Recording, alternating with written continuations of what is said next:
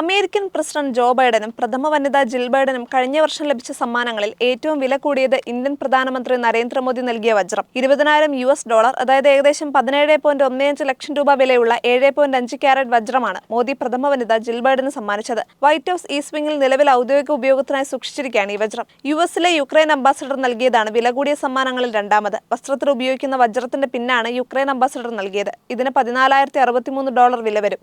Egypt president നൽകിയ $4,510 വിലമതിക്കുന്ന bracelet, impeach ചെയ്യപ്പെട്ട ദക്ഷിണ കൊറിയൻ പ്രസിഡന്റ് സുക്യോൾ യൂണിന്റെ $7,200 വില വരുന്ന ഫോട്ടോ ആൽബം, മംഗോളിയൻ പ്രധാനമന്ത്രിയുടെ $3,495 വിലയുള്ള പ്രതിമ, ബ്രൂണൈ സുൽത്താന്റെ $3,300 വിലമതിക്കുന്ന വെള്ളിപ്പാത്രം തുടങ്ങിയവയും പ്രസിഡന്റിന് ലഭിച്ച സമ്മാനങ്ങളാണ്.